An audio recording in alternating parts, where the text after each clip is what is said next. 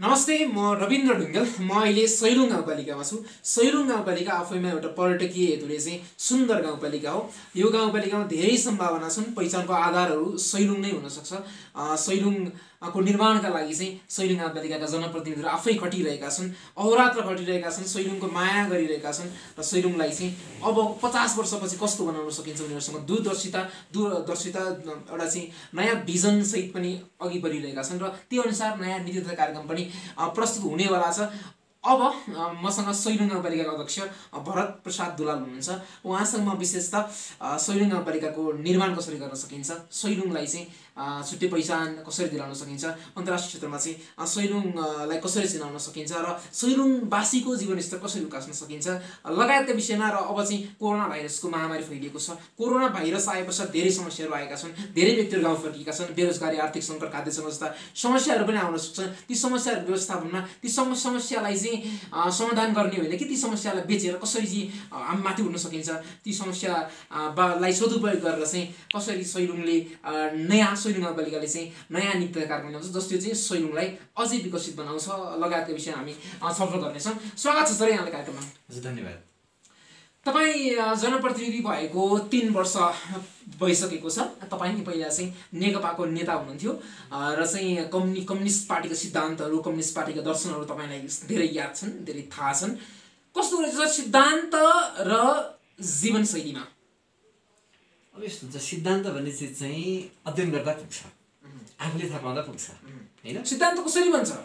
सिद्धान्त त व्यवहारबाटै हो। व्यवहारबाट पटक पटक चाहिँ पुष्टि भइसकेपछि कुनै पनि चिज व्यवहारबाट चाहिँ लगातार पुष्टि हुन्छ भने त्यसो भएदेखि त्यो व्यवहारलाई हामीले चाहिँ इम्प्लिमेन्ट गर्न सक्छौँ। तर के भने हुन्छ सिद्धान्तलाई किन तपाईँ एउटा सिद्धान्त निर्माण गर्नका निम्ति एउटा युग पार गर्नुपर्छ हामीले हो। भनेपछि त्यो एउटा युग पार गरेर प्राप्त भएको सिद्धान्त कार्यान्वयन गर्नको निम्ति त अर्को युग जानु पऱ्यो नि त। तपाईँ एउटा युग चाहिँ भोगेर प्राप्त गरेको चिजलाई अहिले भर्खर तपाईँ कार्यान्वयन गर्नु भने सकिँदैन। जस्तो कि अहिले नेपालमा चाहिँ कम्युनिस्ट पार्टीको सरकार छ। कम्युनिस्ट पार्टीको सरकार भनेको एउटा आदर्शवान सरकार मान्ने गर्छन् धेरैले, किनकि हिसाबहरू स्पष्ट छन्, हरेक कुराको चाहिँ बाहिर आइरहेका छन्। त्यसलाई म मान्दिनँ, किनकि हिसाब किताब बाहिर आउनु भनेको त्यो ठुलो सफलता हो, धेरै राम्रो कुरा हो। जस्तो कि अहिले यहाँ पनि हाम्रै स्थानीय सरकार पनि कम्युनिस्टको छ। तपाईँ कम्युनिस्ट अन्तर्गत हुनुहुन्छ र तपाईँको कार्यशैली अलिकति कडा मान्ने गरेका छन् कतिपय कर्मचारीले। त्यसकारण कर्मचारी टिकिरहेको पाइँदैन। तपाईँको मुख्य उद्देश्य, तपाईँको नितान्त तपाईँको है, तपाईँको मुख्य उद्देश्य के हो र चाहिँ पार्टीको मुख्य उद्देश्य के छ र चाहिँ तपाईँको कार्यकर्ताको मुख्य उद्देश्य के छ? तपाईँको उद्देश्य र पार्टीको उद्देश्य अनि कम्युनिस्ट पार्टीको उद्देश्य मिल्छ कि मिल्दैन? होइन, मेरो मुख्य उद्देश्य मैले लिएको सिद्धान्त हो जो जनतासँग जोडिया छ। मैले चाहिँ बुझेको, मैले पढेको, मैले जानेको, म त्यहाँबाट प्रेरित भएको मेरो सिद्धान्त जो जनतासँग आधारित छ, जनताका लागि हो, म त्यसलाई कार्यान्वयन गर्नका निम्ति कोसिस गरिरहेको छु। त्यस कारणले गर्दा मेरो पार्टीको सिद्धान्त, मेरो विचार नै त्यो मेरो पनि उद्देश्य हो। त्यस कारणले गर्दा भन्ने कुरा र गर्ने कुरा कति फरक हुँदो रहेछ होइन, म त्यो अहिले प्रयोग गरिरहेको छु। त्यसो भएदेखि यो देशको अथवा चाहिँ कुनै पनि क्षेत्रको विकासको मूल सूत्र चाहिँ राजनीति हो कि राजनीतिज्ञ हो कि आदर्श हो कि सिद्धान्त हो? अब यस्तो छ, त्यो सबै चिज हो होइन। एउटालाई मात्रै तपाईँ छोडेर अर्को गर्नु पनि मिल्दैन। किन छ त्यो के छ भने सिद्धान्त भन्ने चाहिँ सबैभन्दा ठुलो हतियार हो होइन। सिद्धान्त नै सब चिजलाई निर्देशित सिद्धान्तको शिरोभरमा रहेर चाहिँ जनप्रतिनिधि काम गर्छ। सिद्धान्त भनेको चाहिँ के भने त्यो मियो हो होइन। त्यो सिद्धान्तलाई टुक्राउँदै त्यसलाई स्टेसन भाग गर्दै हामी अघि बढ्नुपर्छ र हाम्रा सबै गतिविधिलाई, हाम्रा कामकाज हामी जनतासँग जोड्नुपर्छ होइन। हामीले के गर्दा जनतालाई फाइदा हुन्छ त्यो कुरा हामीले गर्नुपर्छ। तपाईँ जनता भनेको फेरि मैले के भन्छ त्यो पनि सापेक्ष चिज हो। जनता भने बहुसङ्ख्यक जनता, आम जनतालाई जे चिज गर्दा फाइदा हुन्छ। कि समाजमा त वर्ग छ होइन, केही मान्छेहरू चाहिँ ती पनि जनतै हुन् होइन। एउटा चाहिँ उपल्लो वर्ग छ होइन, एउटा चाहिँ अब आधारभूत वर्ग छ। अब हामीले चाहिँ के भने हाम्रा सम्पूर्ण गतिविधि त्यो आधारभूत वर्गलाई चाहिँ बढी केन्द्रित गर्नुपर्छ, त्यसै जानुपर्छ। त्यो समानुपातिक भयो त? समानुपातिक यसो नि त, तपाईँ यो देश बन्नु भने बहुसङ्ख्यक जनता बन्नु भनेको स्वाभाविक रूपमा त्यो पहुँचमा रहेको आफै त्यसलाई फाइदा पुग्छ। अभियसली कम्युनिजमको कोर भ्यालुज भनेको एउटा के हो भने समानता पनि हो, सामूहिकता, इक्वालिटी पनि हो, सामूहिकता। जस्तो हामीले एउटा विकास गर्यौँ भने फ्रेन्डसिप पनि हो, क्षमता पनि हो, तर समानता पनि हो। समता पनि। समानता भनेको चाहिँ एउटा वर्गलाई उठाएर अर्को वर्गलाई पछार्नु त होइन होला नि। होइन होइन, त्यो के छ भने तपाईँ वर्गविहीन बनाउनु हो। अहिले दुईवटा वर्ग थियो, एउटा शोषक वर्ग छ, अर्को चाहिँ शासित वर्ग छ होइन। एउटा चाहिँ अब ठगी खाने वर्ग छ, अर्को चाहिँ गरी खाने वर्ग छ होइन। हामीले सबै गरी खाने बनायौँ भनेदेखि त त्यो चाहिँ त्यो ठगी खाने वर्गै रहँदैन नि, त्यो त उम्र भइहाल्छ। त्यस कारणले गर्दाखेरि हामी सबैजना सबैलाई गरी खाने। कतिपयले चाहिँ अहिलेको अवस्थामा कतिपयले चाहिँ जनप्रतिनिधिलाई शासकको रूपमा हेरेका छन् नि, त किन त्यस्तो भयो होला? त्यो मान्छेले त्यस्तो लागेको छ। हामी सेवक नै हौँ, सेवा नै गर्नुपर्छ। हामी जनताको चाहिँ शासक। अब शासक भनेको जसरी चाहिँ त्यो शासक भन्ने शब्दलाई होइन त्यो बुझिया छ त्यस्तो हुँदैन होइन। त्यस कारण यो चाहिँ शासक भए पनि त्यसको अन्तर्गत त्यो शासकको उद्देश्य चाहिँ जनताको सेवा गर्नु हुनुपर्छ, जनताको हितमा नै हुनुपर्छ। एकदम।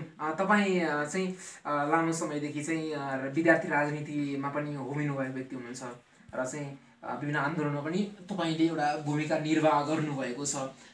पहिले र अहिलेमा अन्तर के छ? अनि मलाई थोरै यो दर्शनको विषयमा भनिदिनु न। यो राजनीतिक दर्शन चाहिँ नेपालको राजनीतिक दर्शन, अझ नेपालको राजनीतिक दर्शन, नेपालको राजनीतिक अवस्था कता जाँदैछ? तपाईँ एउटा आदर्शवान व्यक्ति भएको कारण तपाईँले यो प्रश्न गर्दैछु। त्यो ठिक दिशातर्फ जाँदैछ। किन जस्तो चाहिँ राजनीतिक कालखण्ड भने त्यो लामो कालखण्ड हो। कुरो बुझ्नु भएन, तपाईँले टुक्रा टुक्रा टुक्रा बनाएर हेर्नुपर्छ। मैले हिजोको समाज र 46 साल पहिला नेपाली समाज कहाँ थियो? के 46 सालभन्दा हामी तलतिर गएको छौँ? छैन, अगाडि नै गएको छौँ।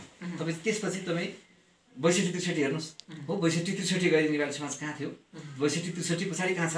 हेर्दा हामी सकारात्मक दिशातर्फ गएका छौँ। त्यसपछि यो सरकारमा सरकार त 62-63 धेरैवटा बने। यो सरकार बन्नुभन्दा पहिला नेपालको अवस्था कस्तो थियो? यो सरकार बनेपछि कस्तो छ भन्दा सकारात्मक दिशातर्फ गइरहेछ। हिजो जस्तो स्थानीय सरकार नहुँदा समाज कस्तो थियो? स्थानीय सरकार भएपछि कता गयो भन्दा सकारात्मक दिशातर्फ गइरहेछ। भनेपछि जस्तो हामी देशको राज्यको समग्र आर्थिक घाटा, बजेट घाटा अथवा चाहिँ व्यापार घाटा त अत्यन्तै बढिरहेको छ। त्यो भनेको हामीले चाहिँ उत्पादनमूलक क्षेत्रको पहिचान गर्न सकेका छैनौँ। त्यो त्यही नै हो नि, होइन? त्यसो होइन त। जस्तो तपाईँको सैलुङ गाउँपालिकाले चाहिँ आफ्नो उत्पादनमूलक क्षेत्रको कसरी पहिचान गर्दैछ अथवा सैलुङ चाहिँ स्वायत्त भन्नको लागि चाहिँ के काम गर्दैछ? यस्तो छ, हामी अथवा सङ्घीय सरकारसँग भर्न पर्नु पर्यो, प्रादेशिक सरकारसँग चाहिँ भर्न पर्नका लागि चाहिँ आफ्ना विकासका आयोजनाहरू आफै बनाउनको लागि चाहिँ सैलुङसँगको के छ? जस्तो के छ भने जस्तो हामी मानौँ हिजोभन्दा हामी आउने बेलामा हामीले हेरेको जम्मा हाम्रा चाहिँ 6वटा सारिका गाविसहरू चाहिँ मिलेर सैलुङ बनेको हो। हजुर होइन, हामीले हेरौँ कति रहेछ चाहिँ हाम्रो आन्तरिक आम्दानी जम्मा 78,000 छ। 6वटा गाविसको आन्तरिक आम्दानी 78,000 छ हो। पहिलो वर्ष हामी आउने बित्तिकै 30 लाख भयो हो। त्यसपछि 40 लाख हो भने क्रमशः बढ्दैछ। र अब अझ हामी अलिकति यो चाहिँ कर्मचारी समायोजनका कारणले गर्दा डिस्टर्ब गरिरहेको छ। हामीलाई स्थानीय सरकारले दिएका चाहिँ जुन संविधानमा अधिकारहरू छन् ती अधिकार प्रयोग गर्ने बित्तिकै मलाई लाग्छ सैलुङ गाउँपालिका आफ्नै चाहिँ आन्तरिक आम्दानी 2 करोड पुग्छ हो। त्यो भनेको चाहिँ हिजोभन्दा आज हामी सकारात्मक दिशातर्फ जाँदैछौँ। तर यतिले पुग्दैन, किन सैलुङ गाउँपालिका चाहिँ ढुङ्गा गिटी बालुवा जो तत्काल हुन्छ नि ठेका लगाएर चाहिँ राजस्व आइहाल्ने त्यस्ता चिज छैन। हामीसँग के भने सैलुङ छ, पर्यटकीय चिजहरू छन्। अब त्यसका लागि त एकैचोटि हामी अहिले चाहिँ पर्यटक शुल्क उठाएर त आम्दानी लिन सक्दैनौँ। त्यसका लागि चाहिँ धेरैभन्दा धेरै पर्यटक आउने वातावरण बनाउनु पऱ्यो। त्यसका लागि पूर्वाधारको निर्माण गर्नु पऱ्यो। त्यसका लागि लगानी धेरै गर्नु पऱ्यो। त्यस कारणले भोलि के हो त भन्दा जब सैलुङ साँच्चीकै हामी पर्यटकीय चाहिँ ठाउँ बनाउँछौँ, पर्यटकीय गन्तव्यको रूपमा विकास गर्छौँ, त्यो बेला पर्यटन क्षेत्रबाट सैलुङलाई राम्रो हामीलाई चाहिँ आम्दानी आउन सक्छ। त्यसका लागि अहिले हामी लगानी गरिरहेका छौँ। त्यो चाहिँ हाम्रो दीर्घकालीन लगानी हो।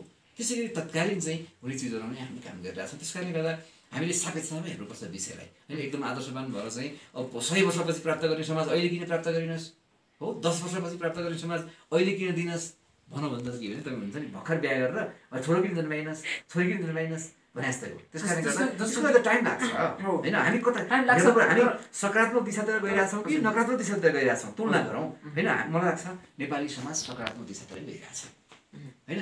अब चाहिँ हामीले चाहे कस्तो हुन्छ त केही समय एउटा आदर्शवान नेतृत्व चाहिँ नेतामा कति निहित हुन्छ र नियममा कति निहित हुन्छ? होइन यस्तो छ। अब आदर्शवान आफै कल्पना मात्रै गर्ने होइन। अब कविता लेख्न त आदर्शवान भएर नै काम लाग्यो, किन आफैमा डिपेन्ड भयो नि त होइन। आफू मेहनत गर्ने, आफू धेरै कल्पना गर्ने, कविता लेख्ने, थेली लेख्ने त्यो चिज त इन्डिभिजुअल कुरा हो। तर समाज परिवर्तन गर्ने कुरा त आफै मात्रै गरेर भनौँ त। त्यसका लागि त हजारौँ मान्छेहरूलाई होइन धेरैभन्दा धेरै रुल्स जुन चिज गाह्रो छ। तपाईँ आफै एक्लै समर्पित भएर चाहिँ कविता लेख्ने, कथा लेख्ने, किताब लेख्ने, अध्ययन गर्ने, विद्वान बन्ने कुरा चाहिँ सजिलो छ कि तपाईँ आफू गर्दा हो।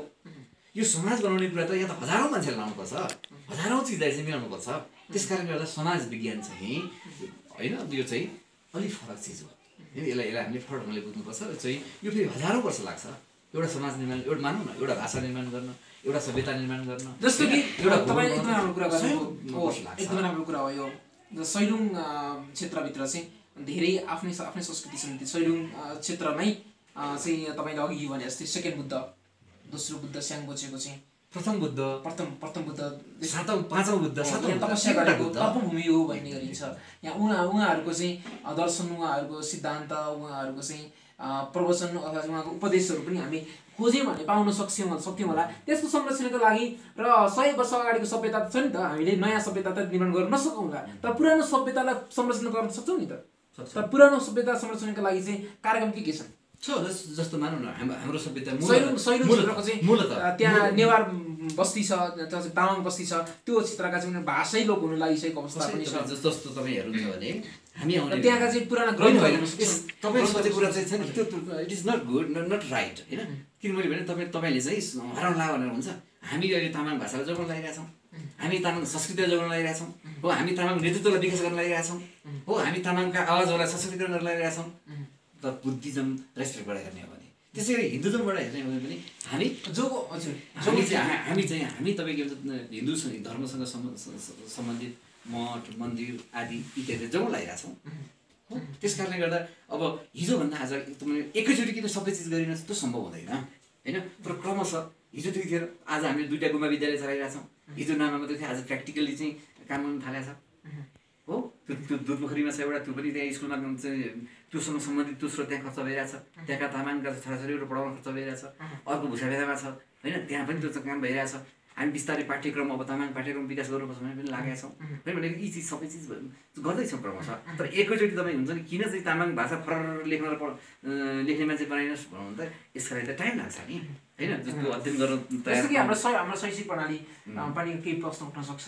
हाम्रो शैक्षिक प्रणाली चाहिँ हाम्रो क्षेत्रअनुसार छ कि छैन भन्ने प्रश्न तपाईँहरूले जे गर्दै हुनुहुन्छ होला भन्ने मैले अपेक्षा गरेँ। हाम्रै संस्कृति, हाम्रै चाहिँ रीतिरिवाज अथवा हाम्रै चाहिँ क्षेत्रसँग सम्बन्धित भएर चाहिँ तपाईँहरू हाम्रो पाठ्यक्रम बन्नेछन्, हाम्रा विद्यार्थीहरूले चाहिँ त्यही पाठ्यक्रम पढ्नेछन् र आफ्नै क्षेत्रमा चाहिँ केही गर्नेछन्, जीवनलाई चाहिँ यस्तो हुन्छ क्या। जस्तो अहिले कस्तो भने एकदम चाहिँ मान्छेहरू चाहिँ होइन एकदम कल्पना भएका छन् होइन। पाठ्यक्रम भन्ने चिज चाहिँ हुन्छ नि तपाईँले मैले बनाउने होइन क्या, हामीलाई चाहिँ सेन्टिमेन्ट उठ्यो बनाइदिइहालौँ त्यस्तो होइन नि। पाठ्यक्रम भन्ने चिज त त्यो अध्ययन गरेर अनुसन्धान गरेर त्यसका चाहिँ अक्षरले चाहिँ त्यो बाल मनोविज्ञान कस्तो असर पर्छ, त्यसले दीर्घकालीन रूपमा चाहिँ के असर पर्छ, त्यो ठिक छ कि छैन, त्यो सब चिज त विज्ञहरूले होइन विज्ञहरूले अध्ययन छ। हामीले चाहिँ जस्तो चाहिँ अध्ययन गरिरहेछौँ, अनुसन्धान गर्न खोजिरहेछौँ। तर के भने हावाका भरमा होइन मानौँ न चाहिँ अहिले मन लागेको चाहिँ पाठ्यक्रम बनाइदिने होइन, 20 लाख खर्च गर्ने, त्यसले भोलि चाहिँ यो ठिक लिन्छ भने फेरि हटाइदिने हो, अनि फेरि अर्को चाहिँ 20 लाख खर्च गरेर अर्को पाठ्यक्रम बनाउने, त्यस्तो चाहिँ हौसला गर्नु हुँदैन भनेको चाहिँ हामीले त्यो सबै चिज यसको चाहिँ होइन। जस्तो चाहिँ अब यसले कहाँ पुर्याउँछ समाजलाई हो। जस्तो चाहिँ हामीले हेर्दा त पाठ्यक्रम एउटा शब्द चाहिँ मानौँ न, एउटा शब्द चाहिँ एकैछिनमा पढाउने हो भने त्यो बालपनले, त्यो बाल मनोविज्ञानले, त्यो हाम्रो समाजको चाहिँ त्यो अवस्थितिले त्यसलाई क्याच गर्न सक्छ कि सक्दैन हो। क्याच गऱ्यो भने त्यसले रिजल्ट के दिन्छ फेरि, गलत कुराको क्याच गर्ने हो कि हो हुन्छ। तपाईँ त्यो सबै चिज अध्ययन गर्नुपर्छ। हामीले हाम्रो यहाँको धर्मलाई, संस्कृतिलाई, यहाँको सद्भावलाई जोगाउनु पर्ने छ। तपाईँ एउटा पाठ्यक्रम बनाइदिनु भोलि यहाँको सद्भाव भड्क्यो भने के हुन्छ, हामी त विनाश हुन्छ नि त होइन। हाम्रो चाहिँ भोलि चाहिँ एकले अर्कोलाई अवहेलना गर्ने स्थिति बन्यो, झन् विभेद बढ्दै गयो होइन, झन् द्वन्द्व बढ्दै गयो भने त्यसले त हाम्रो समाजलाई फाइदा पुर्याएन नि। त्यस कारण हामीले हरेक चिज गर्दाखेरि यसले चाहिँ तत्काल कस्तो असर पुर्याउला, मध्यकालमा कस्तो असर पुर्याउला, दीर्घकालमा कस्तो असर पुर्याउला। अनि फेरि मानव तपाईँले के भने सबलाई चाहिँ लामा बनाउनु हो, सब मान्छेलाई चाहिँ एकदम गुम्बा शिक्षा पढाएर लामा बनाइदिनु हो। अनि त्यो लामा तपाईँको मानव चाहिँ एउटा तामाङको छोरो लामा बन्यो, लामा बनेपछि उसको चाहिँ जीवनमा चाहिँ त्यसले चाहिँ कतिको अर्थ राख्छ, समाजलाई चाहिँ कतिको योगदान दिन्छ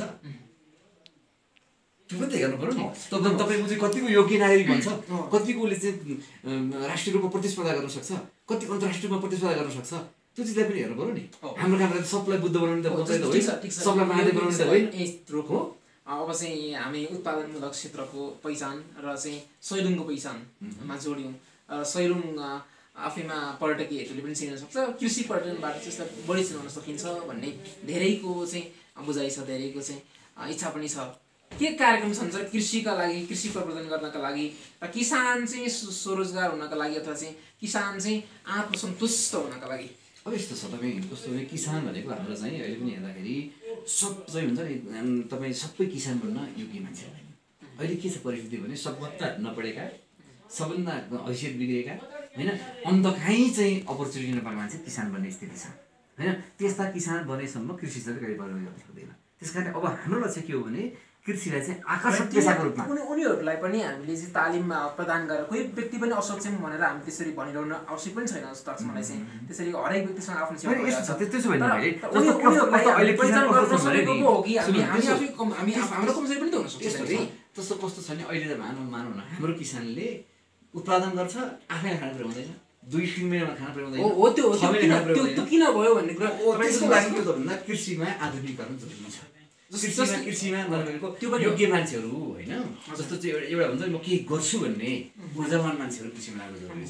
कृषिमा चाहिँ सिप भित्राउनु पर्यो, कृषिमा प्रविधि भित्राउनु पर्यो, कृषिमा चाहिँ बिउ बिजन भित्राउनु त्यो पनि हो। तर मूल्य समायोजन गर्ने कुराहरू हो अथवा चाहिँ उत्पादन बढाउनका लागि चाहिँ मलहरू दिने कुरामा चाहिँ स्थानीय सरकार चुकेको देखियो नि त। त्यस्तो मूल्य समायोजन नहुँदाखेरि चाहिँ किसान ठगिएको छ। किसानलाई चाहिँ घाटाको कृषि गर्नु परेको छ र उसले त त्यसको लागि मान्छे लाग्नु पर्यो नि। अब अहिले के छ भने हामीले के सोच्नु भने हामीले कस्तो चिज उत्पादन गर्दा बजारमा धेरै मूल्य पाउन सकिन्छ। बजारीकरणका लागि चाहिँ गाउँपालिकाले पहल गर्छ हामीले सपोर्ट गर्ने हो। सबै चिज त हामी जनताको किनेर बेच्छौँ त्यस्तो त होइन, किन हामीसँग त्यो सामर्थ्य छैन होइन। मात्रै के भने हामी जस्तो चाहिँ अहिले जस्तो चाहिँ के गरिरहेको छौँ भन्दाखेरि मूलत चाहिँ बजारीकरणको लागि पहिला चाहिँ यो कृषि उपज सङ्कलन केन्द्रहरू बनाइरहेको छौँ। हजुर अहिले कोल्ड स्टोर तपाईँ 8-9 करोडको लगानी गरेर चाहिँ कोल्ड स्टोर निर्माण गर्दैछ होइन। त्यसपछि बिस्तारै के भने चाहिँ बजारसम्मको चाहिँ पहुँच बढाउन खोजिरहेका छौँ। कृषि सहकारीहरू विकास गर्न खोजिरहेका छौँ होइन। भनेको यो भनेको के बिस्तारै चाहिँ किसानहरूलाई सङ्गठित गर्ने, उनीहरूलाई चाहिँ नयाँ प्रविधिहरू दिने, पहिला त नयाँ सोचको विकास हुनु जरुरी छ। हामी के गर्न सक्छौँ होइन। कृषिबाट पनि हामी वास्तवमा चाहिँ जागिरको भन्दा चाहिँ होइन उन्नत जीवन जिउन सक्छौँ भन्ने त्यो आत्मविश्वास पैदा गर्नुपर्छ। त्यसका लागि सबै गर्न सकिन्छ सकिँदैन नि त। त्यसका लागि हामी के गरिरहेका छौँ भने अहिले चाहिँ जस्तो चाहिँ उदाहरणको रूपमा प्रत्येक वडामा कम्तीमा चाहिँ एउटा राम्रो फर्मको विकास गर्नु हो। त्यसपछि गाउँपालिकामा 15-20 वटा चाहिँ राम्रो फर्मको विकास गरौँ अथवा चाहिँ एउटा वार्डमा 10-15 जना चाहिँ अलिकति आधुनिक किसान बनाऊ, आधुनिक खेती प्रणालीको विकास गरौँ भनेर। त्यसका लागि सबभन्दा पहिला तपाईँ चाहिँ यो चाहिँ के छ नेपालभरिमै अहिले हाम्रो सायद हाम्रो गाउँपालिका मात्रै होला, प्रत्येक वडामा हामीले चाहिँ अहिले एक-एकजना कृषिको चाहिँ प्राविधिक राखेका छौँ, एक-एकजना भेटनरीको प्राविधिक राखेका छौँ। किन त भने हाम्रो तत्कालीन समृद्धिको आधार भनेको के हो त भने कृषि र पशुपालन नै हो, जो चाहिँ किन धेरै मान्छे त्यहाँ चाहिँ संलग्न छन्। त्यसले गर्दा त्यसका लागि के गर्नु प्राविधिक सहयोग गर्नु पऱ्यो हो। जस्तो चाहिँ के अरे रोग लाग्छ, अन्नबालीमा रोग लाग्छ, उपचार सिकाइदिनु पऱ्यो। अनि पशुपन्छीमा रोग लाग्छ, व्यावसायिक कृषिका लागि चाहिँ गाउँपालिकाले त्यसको लागि तालिम प्रदान गर्ने यो माटो चाहिँ आज भर्खरमा तपाईँमा चाहिँ कृषि प्रदान गरेको मैले भनेको माटोलाई परीक्षण गर्ने, त्यसपछि चाहिँ माटोको उपचार गर्ने, त्यसपछि माटो कस्तो माटोमा के उत्पादन हुन्छ भनेर चाहिँ जानकारी गराउने हो, बिउ बिजनहरू वितरण गर्ने, टनेल खेती चाहिँ गर्ने, साझेदारीका कार्यक्रमहरू सञ्चालन गर्ने, यी काम त गाउँपालिकाले गरिरहेछ। जस्तो कि मलाई अलिकति थोरै कुरा थप्न मन लाग्यो युवा खेलकुदका लागि चाहिँ। जस्तो कि हाम्रै स्थानीय सरकारभित्र चाहिँ हाम्रै क्षेत्रभित्र चाहिँ विभिन्न खेलकुदमा चाहिँ उत्कृष्ट भएका व्यक्तिहरू पनि थिए होला इतिहासमा, राष्ट्रिय खेलाडी भइसकेका व्यक्तिहरू। उनीहरूलाई चाहिँ हामीले चाहिँ अलिकति सम्मान गर्न भुलेका अथवा चाहिँ उनीहरूलाई बिर्सेको जस्तो कि स्थानीय सरकार आएपछि उनीहरूले अपेक्षा गरेका हुन्छन् कि म यो क्षेत्रको हो, मलाई यो क्षेत्रमा यो अरूभन्दा सम्मान मिल्छ भन्ने पनि अपेक्षा गरेका हुन्छन्। र उनीहरूलाई चाहिँ हामीले खेलकुद क्षेत्रको प्रशिक्षकको रूपमा चाहिँ सम्मान गर्न सक्छौँ अथवा चाहिँ पछि पहिचान पनि गर्न सक्छौँ उहाँलाई चाहिँ प्रशिक्षकको रूपमा। र युवा खेलकुदका लागि चाहिँ विशेष त के कार्यक्रम छ? तपाईँ जस्तो हामीले युवा तथा खेलकुदको लागि थुप्रै काम गरेका छौँ अरूभन्दा होइन। जस्तो तपाईँ एउटा हामीले प्रत्येक वडामा एउटा खेल मैदान तयार गर्ने भन्यौँ, त्यो काम कार्यान्वयन भइरहेछ हो। तपाईँ खेलाडी उत्पादन गर्दा खेल्ने ठाउँ त चाहियो नि त हो। त्यसपछि तपाईँ के भने अहिले गाउँपालिकामा हेर्नुभयो भने 2 करोड पैसा खर्च गरेर दोलखा जिल्लाकै सबभन्दा चाहिँ राम्रो ग्राउन्ड बनाउनु चाहिँ हामीले निर्णय गरिरहेका छौँ। तपाईँ अहिले हेर्नु भने हामीले चाहिँ प्रत्येक वर्ष राष्ट्रपति रणशिल चाहिँ प्रतियोगिता आयोजना गरिरहेका छौँ हो। मात्र एउटा चाहिँ लिग चरणको चाहिँ फुटबल खेल चाहिँ हामीले चाहिँ यहाँ सञ्चालन गऱ्यौँ हो। भनेर चाहिँ विभिन्न चाहिँ टिमहरू क्लबहरू आएका थिए होइन। जस्तो हामीले चाहिँ बागमती प्रदेश सरकारकै चाहिँ सामाजिक विकास मन्त्रीलाई लिएर चाहिँ खेलकुद कार्यक्रमहरू गरायौँ त्यसै गरी चाहिँ अब सिजनल रूपमा कतिपय चाहिँ वडा तहमा बस्ती तहमा जस्तो कि खेलकुद मात्रै होइन युवाहरूलाई खेलकुदमा मात्रै जोड्न सकिँदैन, अरू क्षेत्र पनि हुन सक्छन्। जस्तो कुनै विभिन्न खोजका क्षेत्रहरू हुन सक्छन्, विभिन्न चाहिँ अनुसन्धानका क्षेत्रहरू हुन सक्छन्। उनीहरूलाई अन्तर्राष्ट्रिय अवसर दिलाउनका लागि चाहिँ गाउँपालिकाले पहल गर्छ कि गर्दैन, गाउँपालिकाको चाहिँ गाउँपालिका क्षेत्रभित्रका चाहिँ विभिन्न चाहिँ खोज गर्ने व्यक्तिहरू सक्छ नि। जस्तो मानौँ न अहिले तपाईँ मानौँ त्यस्तो हो भने त्यो गर्न सकिन्छ होइन, तर के भने त्यो तथ्यमा आधारित हुनु पऱ्यो कि। अब कतिपय मान्छे के छ भने कसरी चाहिँ होइन स्रोत मात्रै लिन सकिन्छ भन्ने चाहिँ सोध्छन्। स्रोत मात्रै लिन खोज्नेलाई हामी सहयोग गर्दैनौँ, एकदम प्रष्ट नीति छ। साँच्चै कि हाम्रो स्रोत अलिकति लगानी हुँदा होइन उसको व्यक्तिगत जीवनमा पनि त्यसले चाहिँ तात्विक असर पार्छ र उसको चाहिँ उसको लगानीले समाजलाई पनि सकारात्मक असर पार्छ भनेदेखि हामी त्यो लगानी गर्छौँ। जस्तो मानौँ अहिले हाम्रो चाहिँ नीति के छ भने सैलुङ गाउँपालिकाका जनताका छोराछोरी प्राविधिक शिक्षा हासिल गर्छन् भने तपाईँ त्यो एसएलसी लेभलको हो भने 10,000 पैसा दिने, त्यो सर्टिफिकेट त्यो चाहिँ +2 लेभलको हो भने त्यसलाई चाहिँ 15,000 सहयोग गर्ने, त्यो ब्याचलर वा डिग्री मास्टर डिग्री लेभलको भने 20,000 सहयोग गर्ने भनेर हामीले दिइरहेछौँ। भनेको त्यो चाहिँ त्यो के हो त भन्दा त्यो सफिसियन्ट होइन, तर त्यो पुरस्कार हो। गाउँपालिका यदि त्यो भनेको हाम्रा जनताका छोराछोरीलाई प्राविधिक शिक्षातर्फ जाऊ है भनेर हामीले त्यहाँ प्रेरित गरिरहेका छौँ होइन। सँगसँगै जस्तो चाहिँ मानौँ न यदि सैलुङ गाउँपालिकाबाट कोही चाहिँ राष्ट्रिय खेलाडी राष्ट्रिय प्रतियोगितामा भाग लिन जान्छ हो, अन्तर्राष्ट्रिय प्रतियोगितामा भाग लिन त्यहाँ पनि हामीले सहयोग गरिरहेका छौँ हो। होला त्यो चाहिँ 10,000 15,000 20,000 कि कतिपय सरकारी पैसा भनेको चाहिँ कानुनी प्रक्रिया चाहिँ पुरा गर्नुपर्ने हुन्छ, नभए त्यो बेरोजगारी निस्किन्छ, नभए त्यो फेरि दण्डनीय हुन्छ। त्यसमा जसले चाहिँ हामी कागज प्रक्रिया मिलाउनु हुन्छ त्यस्ता मान्छेहरू हामी सहयोग गर्छौँ, गरिरहेका छौँ। यो भनेपछि तपाईँहरूसँग खेलकुदका लागि अथवा चाहिँ प्रत्येक वर्ष हामीले खेलकुद सिस्टममा युवाका लागि भने त्यस्तो तात्विक कार्यक्रमहरू यो ल्याउनु भन्ने छैन, तर युवाहरू आइरहेछन्। जस्तो कि डिफाइनेड युवाहरू चाहिँ आइछन् भने तिनीहरूलाई चाहिँ त्यो पनि गर्छौँ। सँगसँगै जस्तो मानौँ युवालाई जोडेर हामीले चाहिँ होइन युवा साझेदारी कार्यक्रम भनेर सञ्चालन गरेका छौँ। कस्तो कार्यक्रम? जस्तो चाहिँ उत्पादनसँग जोडिएर मूलत होइन, जस्तो चाहिँ यदि युवाले चाहिँ कृषि पेसा गर्न चाहन्छ, पशुपालन पेसा गर्न चाहन्छ, उसमा हामी 50-50% साझेदारी गर्छौँ। जस्तो गत वर्ष त्यो चाहिँ 50 लाख जति थियो, यो वर्ष 76 लाख छ। अनि 76 लाख गाउँपालिकाको 76 लाख पैसा चाहिँ साझेदारी गर्ने भनेको नट अ जोक, चान्चुने कुरा होइन नि। किन हाम्रो चाहिँ बजेट कति छ त्यसो हेर्नु पऱ्यो नि। राष्ट्रको चाहिँ अर्बौँ बजेटमा चाहिँ जस्तै 10 लाख खर्च गर्ने सक्ने युवा छ, उसले 20 लाखको व्यवसाय गर्न चाहन्छ, 10 लाख रुपियाँ साझेदारी गर्न सक्छ। अब यस्तो छ, त्यो चाहिँ के भने यदि त्यो चाहिँ गर्ने हो गरिखाने हो भने चाहिँ जस्तो अहिले जस्तो हामीले सबभन्दा ठुलो भनेको 5-5 लाख 2टा प्रोजेक्ट गरेका छौँ। एउटा चाहिँ 6 नम्बरमा बाख्रा पाल्नुको लागि त्यो विदेशबाट फर्केको युवा थिए, त्यसलाई 5 लाख सहयोग गऱ्यौँ होइन। त्यो केमा आधारित छ?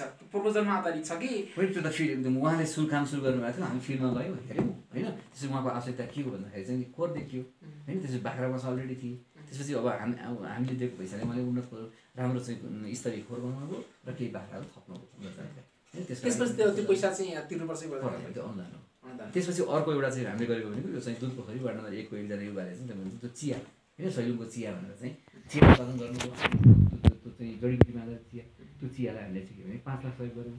अर्को भनेको चौरीका चाहिँ चौरी पाल्ने चाहिँ किसान 4जना उहाँले चाहिँ 4वटा गोठ थिए सैलुङ गाउँपालिकाको, त्यसलाई चाहिँ 5 लाख सहयोग गऱ्यौँ होइन। त्यसपछि के भने त्यो पहिलो वर्ष चाहिँ हामीले प्रोग्राम आधारित गऱ्यौँ।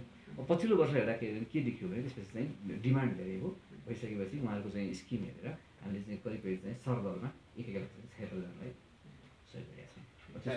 त्यसको पनि रिजल्ट हेर्छौँ। त्यसको रिजल्ट कसरी हेर्छ? त्यसको रिजल्ट हाम्रो मेकानिजम जस्तो वडा चाहिँ प्राविधिकहरू छ, त्यो मेकानिजमले के पछि ऋण फिर्ताउँछ गर्दैन, त्यो त अनुदान हो। कमसेकम उहाँ गरिखानु भयो भने नि हामीले 1 लाख पैसा दिए बापत एउटा चाहिँ पहिला गरिखाने हो भने त त्यो त फाइदा हुन्छ। गरिखाने भएन भनेदेखि त्यो नियमन गर्नु हुन्छ कि हुँदैन?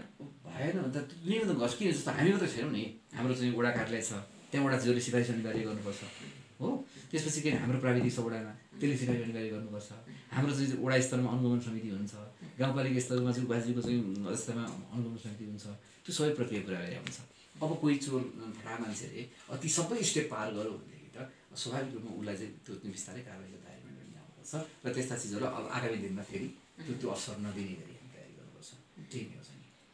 धन्यवाद सर, हजुरको महत्त्वपूर्ण समयको लागि विशेष धन्यवाद दिन चाहन्छु। अब सैलुङ गाउँपालिका हरेकका लागि चाहिँ हरेकको मनमा बस्न सफल होस्, शुभकामना पनि दिन चाहन्छु। सैलुङ गाउँपालिकाले जनमुखी काम गरोस्। एकदम यसलाई के छ सबैलाई गर्न सकिँदैन, हामीले बुझ्नु पर्ने कुराले के छ भने हामीसँग स्रोत सबै व्यक्तिलाई चाहिँ गर्न सकिँदैन। त्यस कारणले गर्दा हामीले के भने सबैका लागि चाहिँ सुशासन दिने हो, सबैका लागि हुन्छ जस्तो अत्यावश्यक सेवा चाहिँ सबैका लागि हो। त्यस कारणले गर्दा के भने अब हाम्रो चाहिँ उद्देश्य अनुसार स्वाभाविक रूपमा के भने हाम्रो स्रोत चाहिँ मैले अघि नै भने त्यो विपन्न त्यो गरिब त्यो तल्लो हरेक जनताले चाहिँ यो सैलुङ गाउँपालिका मेरै लागि पनि हो, सैलुङ गाउँपालिकाले मेरै लागि काम गरिरहेको छ भन्ने चाहिँ अनुभूत गर्न सकोस्। त्यो त हेर्नुहोस् त गरौँ किन जस्तो यसपालि हामी बागमतीको चाहिँ उत्कृष्ट गाउँपालिका भयौँ हो यो त सबैका लागि हो नि एउटा काठमाडौँमा बस्ने अमेरिकामा बस्ने आधारमा के गर्नु छ यस्तो छ उत्कृष्ट भनेको हामी लाटो देशका गणतन्त्री भएका हौँ है किन यो पछिल्लो अवस्थामा तपाईँ हुन्छ नि गाउँपालिका त भर्खर त गठन भएको छ उनीहरूले संस्थागत क्षमता आर्जन गर्न सकेका छैनन् होइन बजेट कार्यान्वयन गर्न सकेका छैनन् कर्मचारी समायोजन भएको छैन अस्तव्यस्तता छ सेवा प्रवाह राम्रो छैन होइन यही बिचमा नै हाम्रो चाहिँ यो सीमित स्रोतलाई पनि हामीले के भने सेवा प्रवाहका क्षेत्रमा कर्मचारी व्यवस्थापन त दिएको देखिएन तर हामीले भएका कर्मचारीहरूलाई हाम्रा जनप्रतिनिधिहरू हाम्रा कर्मचारीहरू जति थिए तिनीहरूले के भने चुस्त सेवा प्रवाह गरे हामीले अधिकतम गर्ने कोसिस गऱ्यौँ तपाईँ पर्फेक्ट छैन होला तर के भने अरूको तुलनामा हामीले राम्रो गऱ्यौँ त्यस कारणले गर्दा भएका मध्ये हामी उत्कृष्ट भयौँ होइन अब यति नै सबै चिज होइन मतलब यसको मतलब के भने त्यो हुँदाखेरि के भयो त भन्दा एउटा अमेरिकामा बस्ने चाहिँ सैलुङ गाउँपालिकाका चाहिँ नागरिकलाई गर्व त भयो नि हिजो सबभन्दा पिछडिएको सबभन्दा खराब सबभन्दा चाहिँ होइन चाहिँ कमजोर ठाउँको नागरिक भन्ने थियो भने आज कमजोर भएका मात्रै उत्कृष्ट गाउँपालिका नागरिक म पनि बस्छु भनेर उसलाई पनि के भने गर्वबोध त भयो नि यसरी क्रमशः हामीले सबै चाहिँ गर्दै जाने हो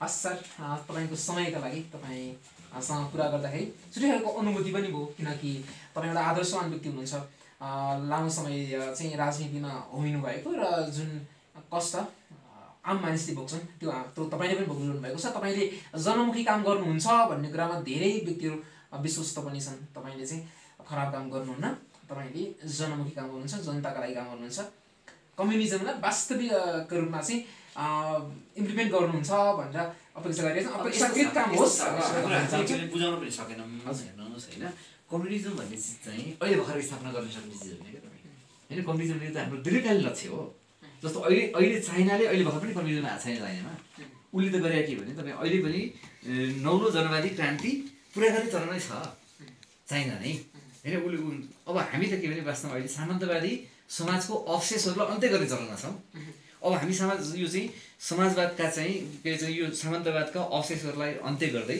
हामी पुँजीवादको विकास गर्न चाहन्छौँ अब पुँजीवादलाई चाहिँ के भने तपाईँ त्यो अलिकति सामाजिक पुँजीवादको विकास गरेपछि बल्ल हामी समाजवादतिर जान्छौँ होइन अब मान्छेले के बुझिन्छ कम्युनिस्ट पार्टीले जित्यो खोइ त समाजवाद खोइ त साम्यवाद अहिले भर्खर किन चाहियो भने त सम्म चिज होइन त्यो त्यस कारण यो लामो प्रोसेस हो कतिपय कम्युनिस्ट पार्टीको नेताहरू पनि जस्तो कि सामन्तवादको मुछी जस्तो देखिन्छ नि यस्तो हुन्छ क्या तपाईँ कम्युनिस्ट पार्टी होइन